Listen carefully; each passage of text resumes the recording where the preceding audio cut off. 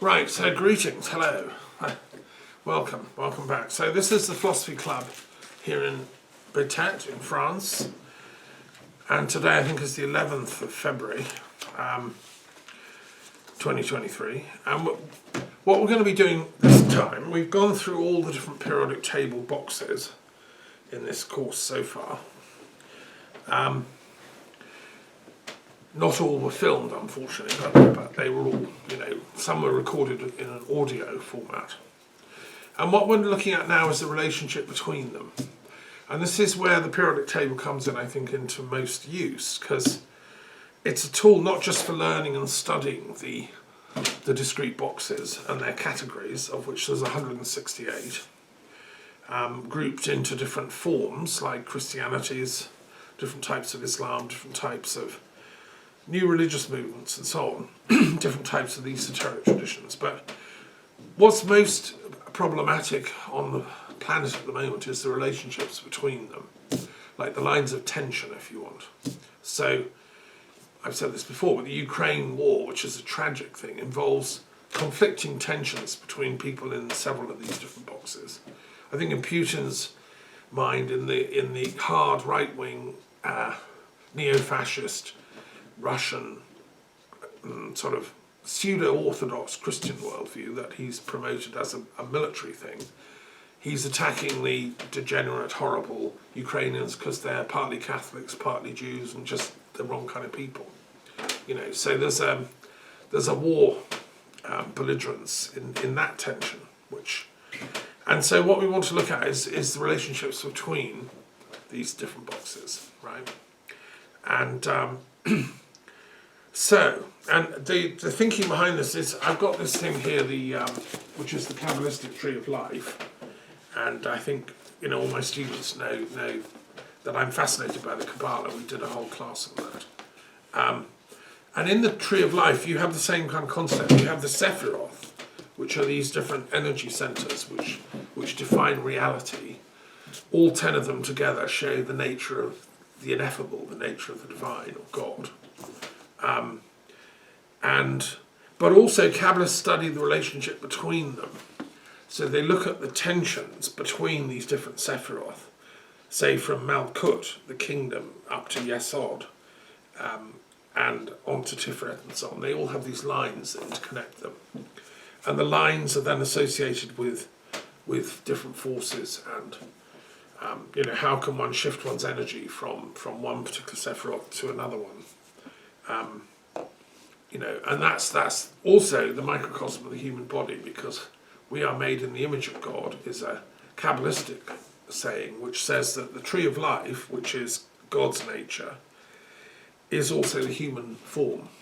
So that we are also, our highest intelligence at Keta is mirrored by our material nature here at Malkut.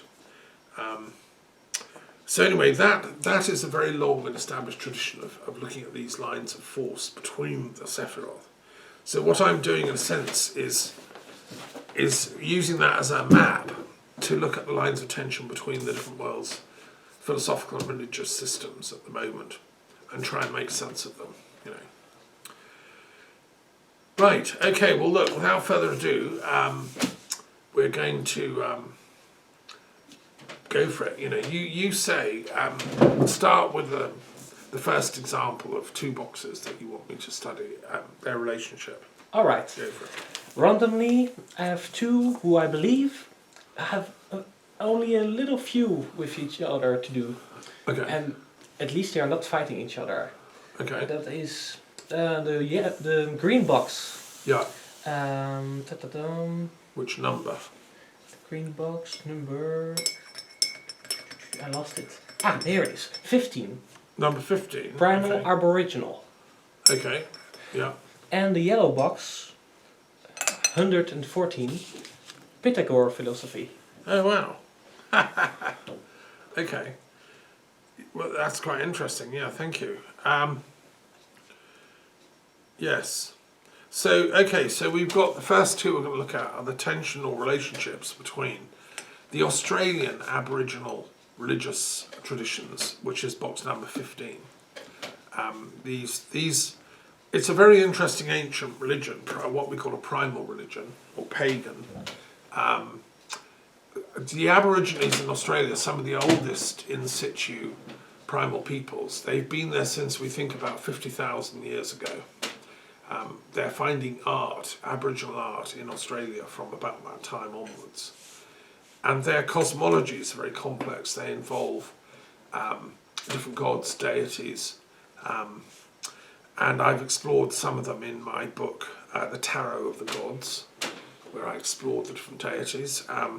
The rainbow snake is one of their most important deities, who stands for fecundity and water and the fertilisation of the earth, because Australia is very hot and arid, a lot of desert. So for them, water is really, really sacred. And wherever there's a water pool or something, they say, rainbow snake's been here. And often, if you see a rainbow in the sky, it means it's good news, because it might rain soon. There's water droplets in the air. So that's a symbol of life. And and the creator god for them is the rainbow snake, which also takes the snake form.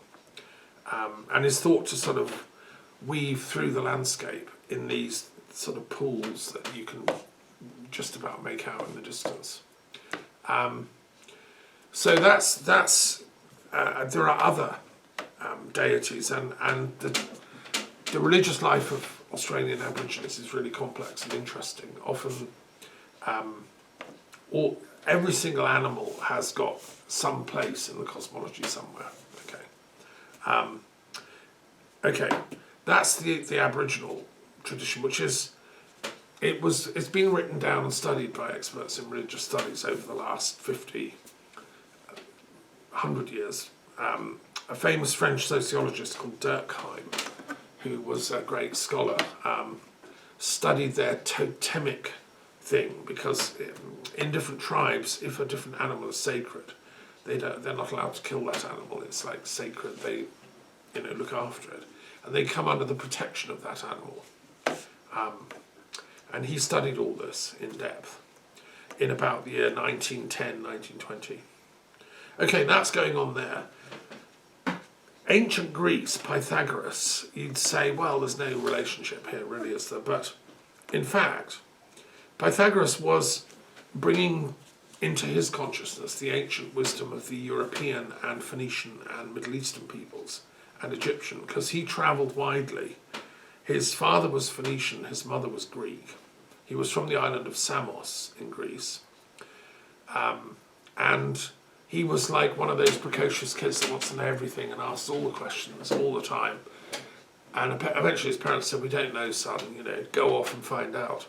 So he set off on his travels. He went to Phoenicia, where his father was from, asked the priests in the temple there, which is now Lebanon, what's the origin of life? Where do we all come from? What's the meaning of life? All those normal questions we all ask in our early teens. And they kind of said what they knew, which was a cosmology a bit similar in some ways to the Australian Aboriginal cosmology. Like for the Phoenicians, the gods create the earth through their generative mutual commingling. So gods and goddesses are sort of divine beings that don't have a form. They've created life on this earth into animal and human form. They're our sacred ancestors. And one of the most important was called El, who is El, who is also in the Tarot book of the gods. And he came down into Hebrew as the Elohim. The word for God is El in Semitic languages. And he's a bit like Kronos or Saturn. He's the god that fixes everything, sorts it, El. And so Pythagoras would have learned all this. But it wasn't enough. He was restless.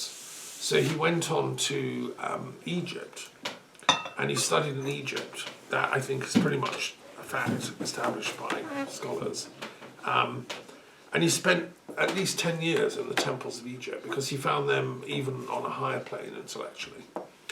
And he learned all the Egyptian cosmology in great detail, including the Ogdoad, as it's called, the different generations of the gods, starting with the creator god, and then Ra, the sun god, Isis, the sun, his daughter Isis, the goddess of healing, and magic, white magic, Osiris, her consort, and so on. All these different gods. Now Pythagoras had to learn all that. He was taken on as a priest initiate, it's thought, in one of the temples. The great French mythologist, philosopher Edgar Chouret wrote about all this, kind of reconstructed it imaginatively, but from the basis of scholarship in the early 20th century. There's a great chapter on Pythagoras' initiations in Egypt and so on. And that wasn't enough, so he then went on to Babylon. He studied in the cradle of ancient Mesopotamian culture, which had an unbroken theological tradition going right back to the dawn of writing in Babylonia, studied their systems. And then some say he also made it to India.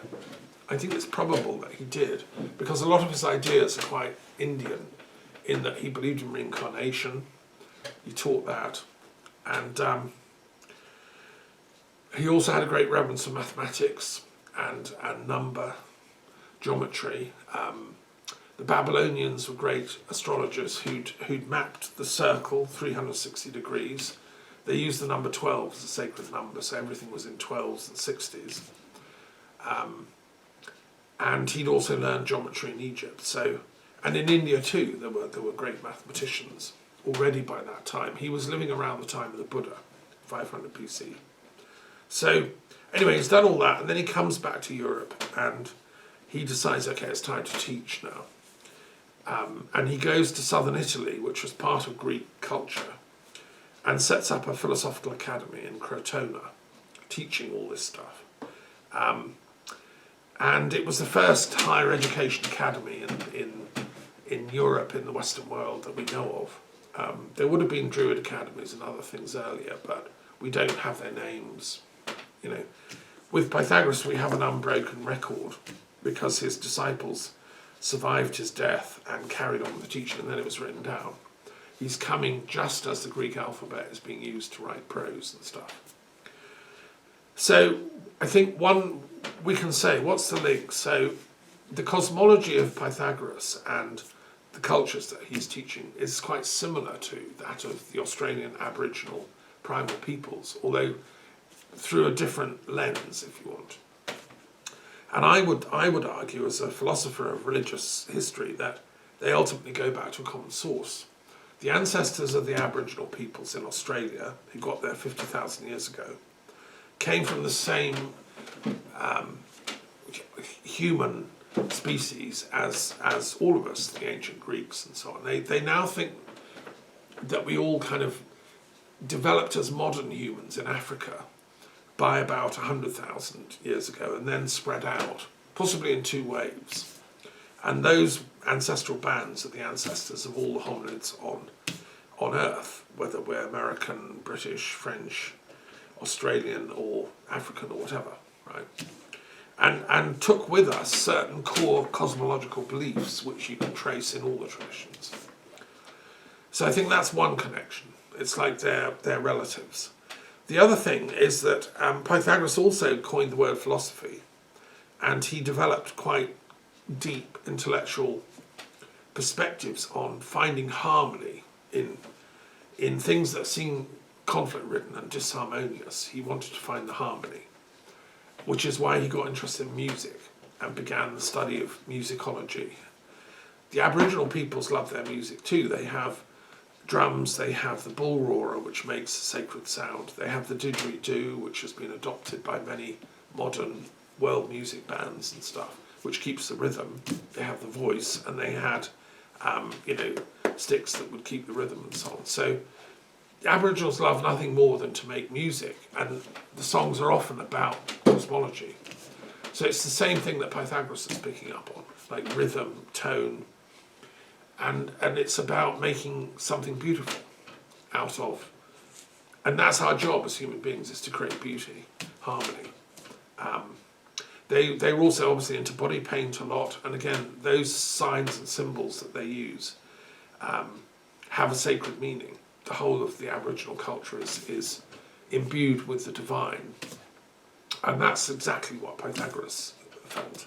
So if he'd have gone there, I mean, I don't think there's any reports he actually got to Australia, but I wouldn't put it past him. If he had arrived, they would have understood each other totally, and he would be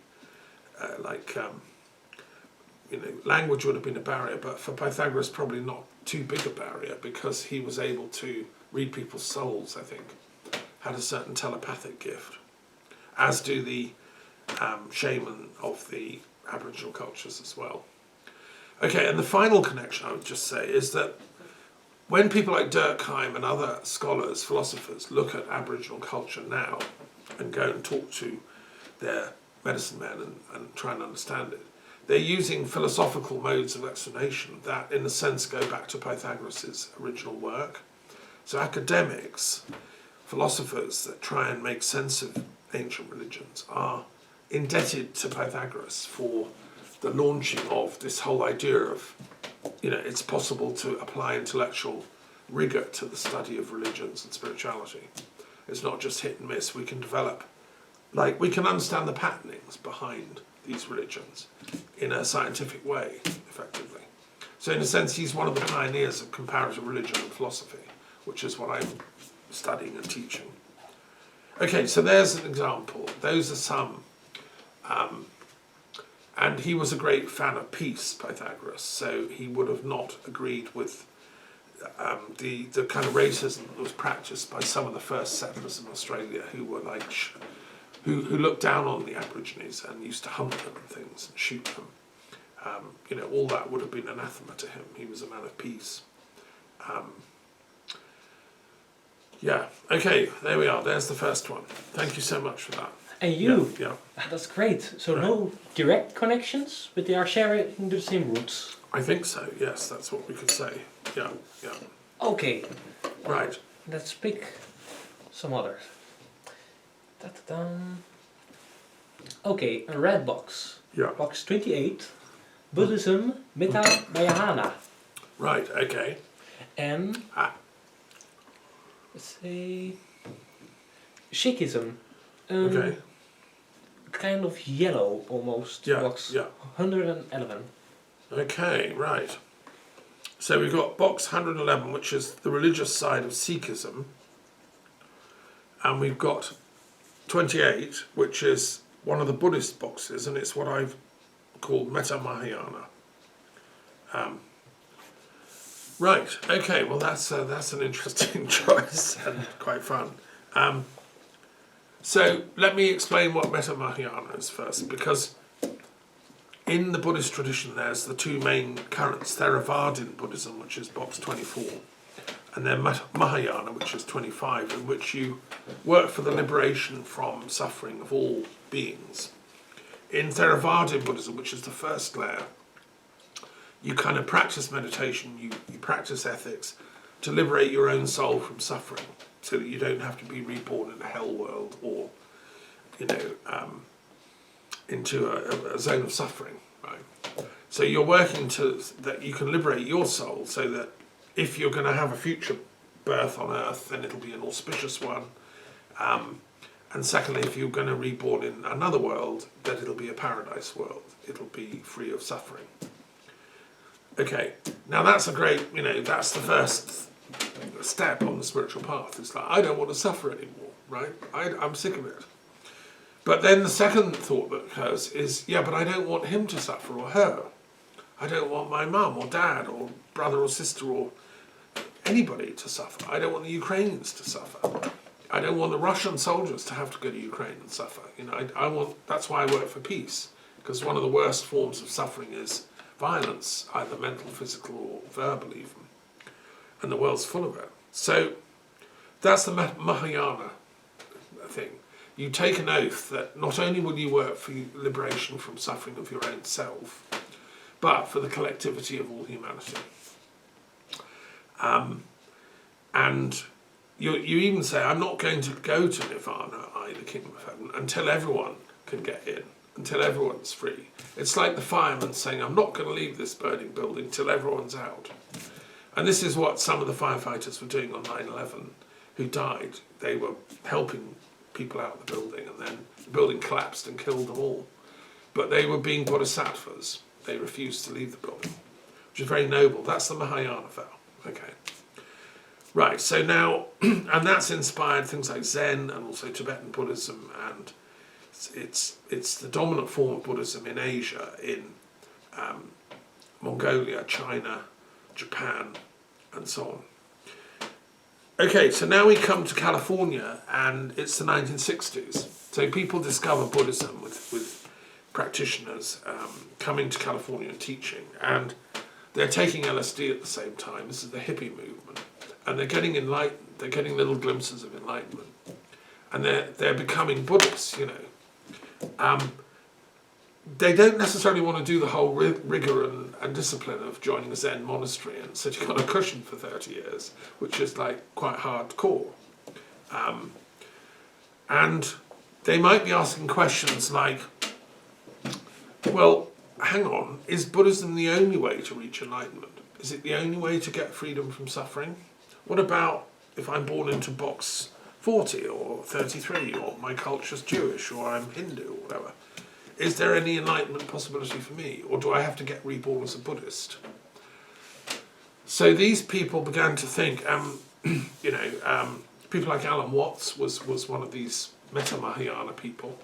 Another guy was the poet Gary Snyder, Jack Kerouac, and others in the 60s and 70s who said, actually, we think liberation from suffering is a human right for all of us, whatever our religion. And yes, we are kind of Buddhists in that we're trying to activate our higher intellect, which is what Buddha means, Buddhi. But we don't necessarily have to wear red robes and chant Zen koans and things. We're going to stay as whatever, a Christian or a Muslim or a Jewish Kabbalist or whatever. And we're going to activate the wisdom element within that. So we're going to reach enlightenment from all the boxes, right? And that's the Metta-Mahayana position. It's like saying salvation is so important, and we are going to try and get everyone enlightened and liberated, but we don't have to convert everyone to becoming a Buddhist. So you can stay a Druid or a Phoenician or a Freemason or a Shintoist or whatever, but you've got to turn on your inner Buddhi nature, get enlightened and get intelligent, and then you'll see that the differences are just like cultural things, right? And not that important. When you reach a place of enlightenment, you fuse with the cosmic mind, the Buddha nature, and everyone fuses with the cosmic mind, but you stay being Dutch or Japanese or Shinto or whatever it is, or Protestant or Catholic Christian or something. But those become just like historically given karmic labels that we have to work with. A bit like stained glass colours the primal light with the colour of the light of the glass, but it doesn't actually alter the light really. So that's the Metta-Mahayana position, okay, which I came in touch with in the 70s and really thought that's pretty cool. I want to be one of those, and took the vows and did my bodhisattva training. That's why I still have my Buddhist for Peace banner outside here. So I'm a kind of Metta-Mahayana practitioner. I did try and do the going to the monastery and becoming a monk thing, but it was getting up at 4 a.m. and sitting on a cushion for hours every day, and it was just, I just thought, no, I'd rather be a universalist seeker of wisdom, and hence Metta-Mahayana. Okay, so now, how does that relate to the Sikhs? Well, from a Metta-Mahayana perspective, all the boxes show valid ways of intellectual progress and growth. The Sikh religion is profoundly, amazingly beautiful. I've been to Amritsar a couple of times, which is the cradle or capital of Sikhism. The word Sikh just means a student, and we're all students. It was founded by Guru Nanak, who was a profound integrator and synthesizer of the spiritual paths he knew about in his day, in the 1500s of the Punjab in northern India. He knew mainly about two, which was Hinduism, and he also knew a lot about Islam, because there were lots of Muslims there, lots of Hindus. He knew a bit about other ones like Jainism, and he'd heard of probably heard of Christianity but didn't know much about it. But what he wanted to do was synthesize. He said, look, in a sense, he was a Meta-Mahayana practitioner without necessarily using the term. He said, let's integrate and synthesize the best bits of Hinduism and the best bits of Islam. He was trying to marry up all the yellow Hindu boxes with all the green Muslim boxes. And he said, they're, in the eyes of the true, the Sat, the absolute, there is no distinction. God is neither Hindu nor Muslim, and nor should we be. We should be eternal seekers of truth.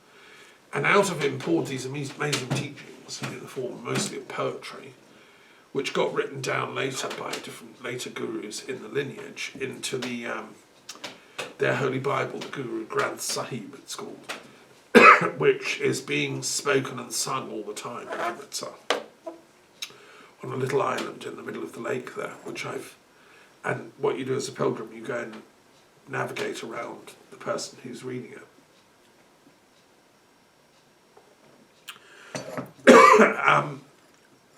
The book mentions Buddhism as well. So I think there's a strong link. And we can say that they go back to the same root. Okay, next one. Okay. Yes, those were really close. Let's see if we can create some distance. The next one. Aha. Okay. Primal again. Right. 23. Witchcraft. Oh, right. Okay. And okay, a yellow one. 116. 160 or 116. 116. Okay. Esoteric Freemasonry. Gosh, right. That's good. Yeah. 116, Freemasonry, right. And so 116 is the Grand Orient of Freemasonry, no less, which is the French form of Freemasonry, in fact, practiced around here in La Creuse and in Paris. There's a centre there, which I've been to, a museum of Freemasonry, well worth visiting if you're in Paris. It's in Rue de Cadet. And it's fascinating because a lot of French intellectuals over the last couple of hundred years have been Freemasons, right? It was an 18th century, 19th century thing. It was like looking for a Meta-Mahayana synthesis of all possible avenues of enlightenment. And these thinkers that joined Freemasonry took an oath to be good citizens, to be loyal, to be true, to be non-violent, to be not disruptive and criminal. You can't join the Freemasons if you're a kind of criminal type. You have to have a good record socially. And a lot of them were professionals, judges, lawyers, also intellectuals like economists and chemists. So the first scientists were attracted and invited to become Freemasons because they were trying through their knowledge to advance the human condition and to end suffering. So people that were studying physics and chemistry, like Lavoisier, the guy that discovered oxygen, which I'm using to breathe, and we wouldn't exist without oxygen. So Lavoisier was a member of this Freemasonic fraternity. And so they're still doing their bit. Some Freemasons, the French, particularly Grand Orient, became socially active. They wanted to end poverty. They wanted to end racial discrimination. They wanted to end gender discrimination in France. So a lot of women joined the lodges. An amazing woman who supported the French Revolution called Citoyenne Verite.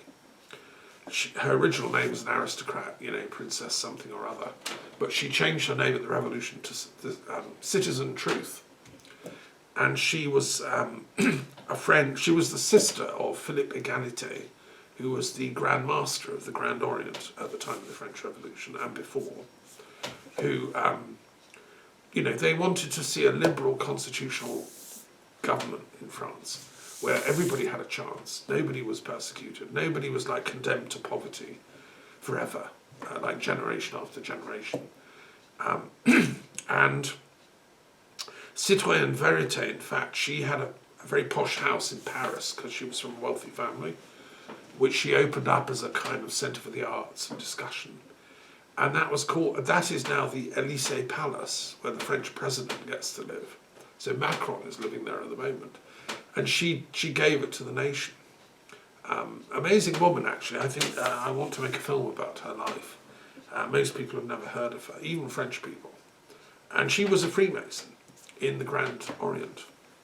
Okay, so look, and so was Napoleon, who knew about citizen truth, and kind of, she was a force to be reckoned with. I think even Napoleon quaked in his boots when she was turning up, and he banished her off to Spain, just because she was too powerful for him. But Napoleon was a Freemason, and he tried in the Napoleonic map to create a sort of a republic of savants. So he was sponsoring higher education, founded the Polytechnic, reformed the universities of Paris. So it wasn't about privilege, it was about merit. Intelligent people, whether they were poor or rich, could progress in Napoleon's France. And for instance, Champollion, who deciphered the Egyptian hieroglyphs, was also a Freemason in the Grand Orient and a friend of Napoleon. And Champollion was not from a particularly rich background, he was just clever. And so he did study, and he learned lots of different languages, and then he cracked ancient Egyptian, which is pretty amazing, really. And Napoleon, because he loved Freemasonry, he took a whole bunch of savants with him to Egypt to study the Egyptian tombs, and they were the first people to found Egyptology as a scientific discipline. Another guy worth mentioning is Quesnay, who was a member of the Grand Lodge, which had a special thing called the Lodge of the Nine Sisters, based in Paris. Quesnay was an economist, and he founded modern classical economics. He invented the term physiocracy, which he meant that nature is the ruling power and the source of all wealth. So we can argue about where wealth comes from and how to create it so that everybody's got enough. But Quesnay said the first thing we have to recognise is that it all originates in nature, like the wood, the trees, the stone, the precious stones, gold, water, land, food. It all comes from nature. So we're wealthy if we can access those resources. A country's wealthy if everybody can access them and then increase and grow them, you know. But it's nature that's the source of wealth, said Quesnay. He was a genius, and you know, so that was typical of the calibre of people in this Lodge of the Nine Sisters and in Grand Orient Freemasonry, right? They also influenced Marx. I wrote a book once about how Marxism was influenced by Freemasons. And Marx, although he was never a Freemason himself, knew lots of them. He was friends with them, and he admired them, and they were, you know, I mean, Marx had a sort of arrogant streak, so he didn't really like to admit that anyone else apart from him and Engels were clever. But grudgingly, he used to hang out with Freemasons. The most famous being Moses Hess, who was a Jewish Hegelian Freemason who ended up in Paris. That Sir Isaiah Berlin said was the most important Jewish thinker since Moses, which is quite something. And it was Moses Hess who actually introduced Marx and Engels to each other. So there'd be no such thing as Marxism were it not for Freemasonry.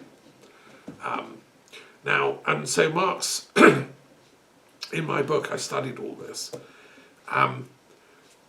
The sad thing is that the Nazis and the fascists hated Freemasonry for reasons I cannot really understand, apart from the fact they were just ill-educated. And when the Nazis invaded Paris in 1940, they stole all